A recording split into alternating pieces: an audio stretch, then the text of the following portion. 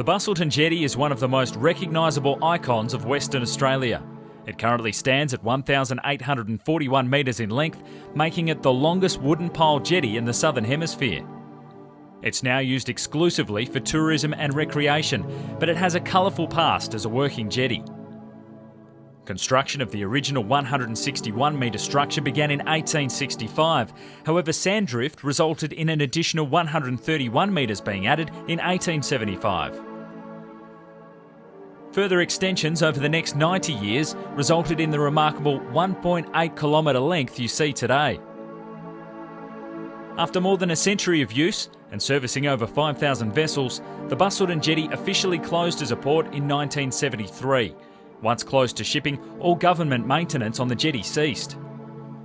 5 years later, in 1978, the jetty wore the brunt of the worst storm to ever hit the southwest of the state. Cyclone Alby ripped through the bay and wiped off 700 metres of the original jetty promenade.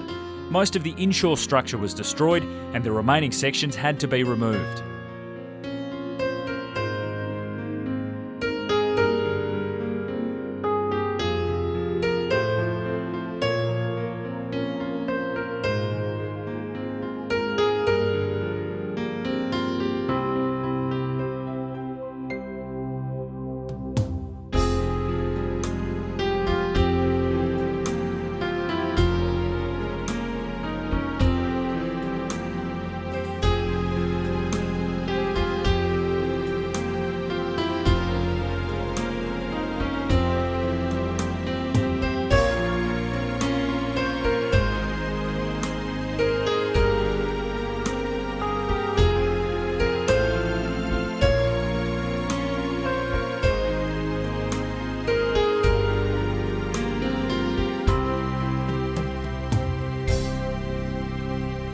A separate leg of the Y-shaped jetty, known as the Skeleton Jetty, survived the cyclone and remained intact, allowing access to the rest of the structure. This is how it stands today. In 1987, a community group known as the Busselton Jetty Environment and Conservation Association was formed to raise funds for much-needed restoration and maintenance. And it couldn't have come at a better time. The historic jetty was about to face another catastrophe. In 1999, fire ripped through the very end of the jetty and 70 metres of it was lost. Speculation at the time blamed a single discarded cigarette butt as the cause of the blaze. Fire crews were unable to get pumps onto the jetty to fight the blaze, forced instead to use chainsaws to break up the decking in an attempt to stop the fire spreading along the jetty.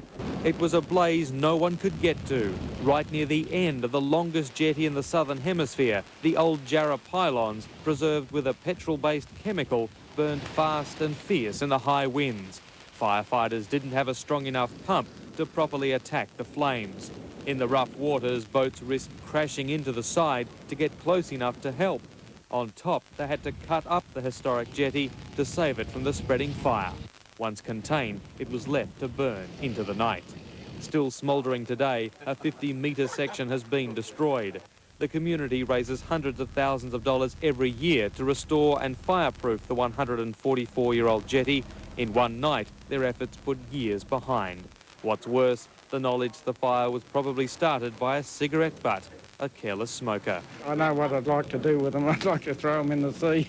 This is a big blow for Busselton, the holiday season just starting, and this happens to one of the town's main tourist attractions. Ironically, the damage may help the jetty. We'll be promoting it for people to come through. The more people that walk on the jetty, the more funds become available for the restoration program. After it was torn apart by Cyclone Alby in 1978, locals rallied to rebuild it. That same community spirit called on again. In Busselton, Paul Caddack, 7 Nightly News. The blaze raging until 3 o'clock this morning, 24 men battling to save 15 years and more than $3 million of hard work.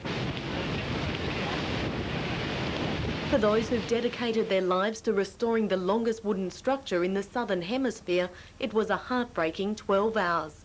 Very, very disappointed, very sad. I can't. Now people questioning why there was no fire plan, why it took more than an hour after the blaze was reported to get a makeshift pump the 2 kilometres out to the blaze. We need pumps and safety ladders and a lot more gear than is what he's seeing here. Behind me you can see the devastation. The jetty still smouldering from the fire that started at 3 o'clock yesterday afternoon. The blaze not just a huge blow to local volunteer workers and this summer's tourist season, also threatening the building of a $2.3 million underwater observatory, originally planned for the exact spot where the fire started. That's the end that's got the best coral, best marine life underneath it. We're going to lose a wonderful dive site. By 2003, the Busselton Jetty Environment and Conservation Association had raised sufficient funds to replace 50% of the jetty structure. It later re-established the train service and constructed the iconic underwater observatory and interpretive centre. Through community dedication, fundraising and lobbying, the jetty was given a new lease on life in 2009 when she underwent a $27 million refurbishment. Today, the Busselton Jetty stands as a monument to the spirit and dedication of the Busselton community.